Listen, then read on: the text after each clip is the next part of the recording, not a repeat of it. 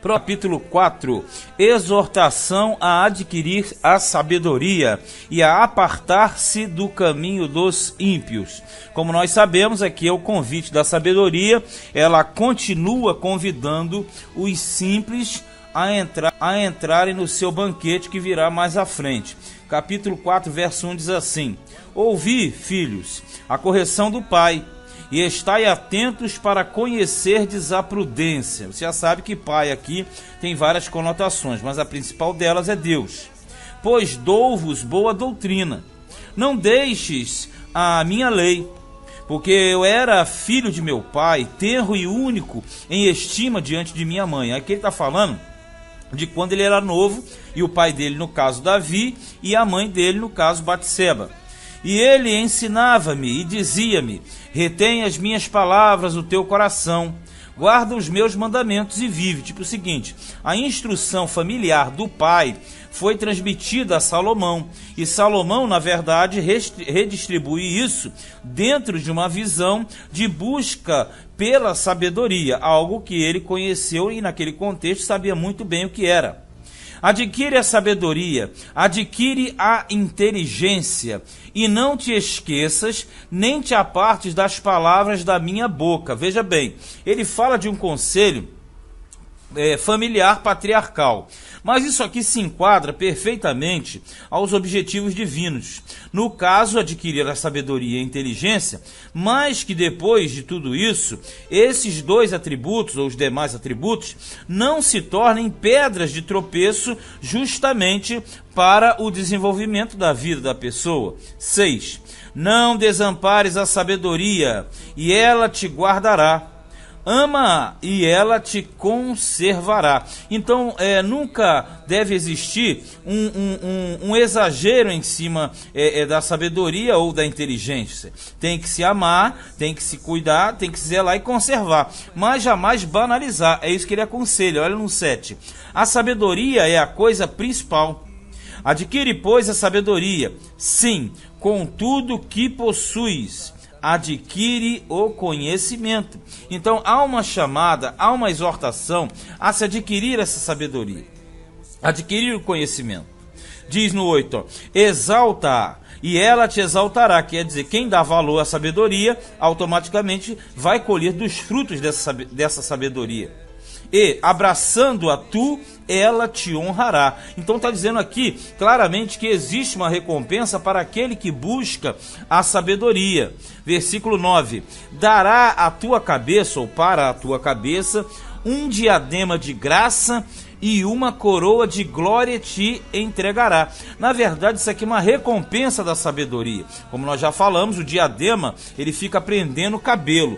Então aqui quer mostrar o quê? Que o diadema do sábio é justamente a graça que vem, o favor de Deus, é uma coroa de glória que lhe é entregue, ou melhor, entregue àquele que possui. E na verdade, a linguagem aqui ela é toda voltada para as festividades da época, porque nas bodas, nas festas que eram expressão de júbilo, sempre as coroas eram a expressão do bom tratamento. Você percebe?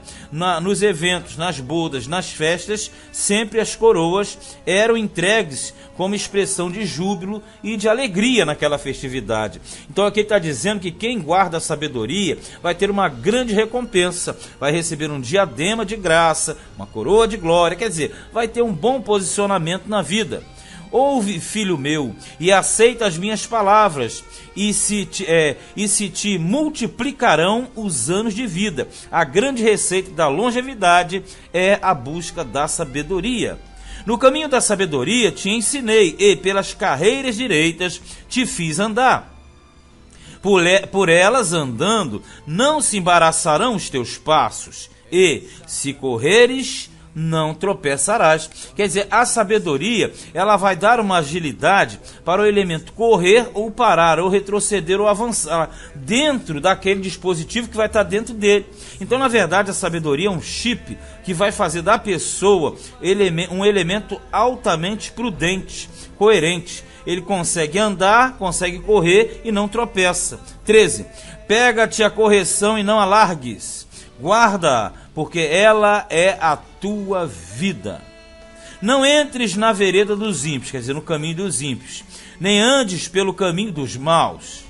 Evita-o, não passes por ele, desvia-te dele e passe de largo. Qual é a conotação? Aquele que adquire a sabedoria, a inteligência, a prudência, o conhecimento, o entendimento, ele automaticamente tem uma facilidade de se desviar do caminho errado. O caminho que ele fala que é o desvia-te dele, passa de largo, quer dizer, passa bem longe. 16. Pois não dormem, se não fizerem mal, e foge deles o sono, se não fizerem tropeçar alguém. Está falando de quem? Do ímpio, do negativado. Lembrando sempre que o ímpio aqui não é o ímpio. O ímpio aqui era aquele que fazia parte do povo de Deus e tinha um procedimento errado, aleivoso, completamente fora. Versículo de número 17. Porque comem o pão da impiedade, porque se alimentam de coisas ímpias, e bebem o vinho das violências, ou seja, praticam constantemente atos violentos.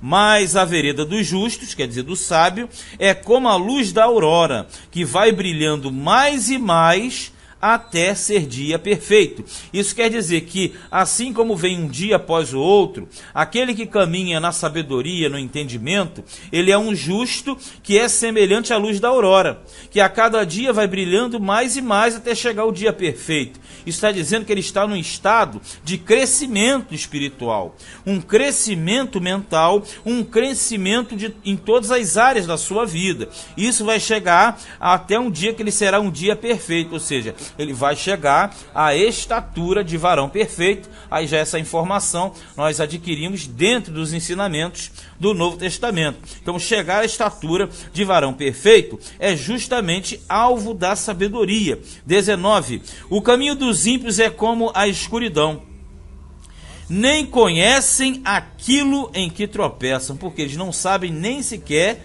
o que lhe está preparado na frente. Olha no 20, esse finalzinho aqui, como é que o Salomão, ele traça uma jogada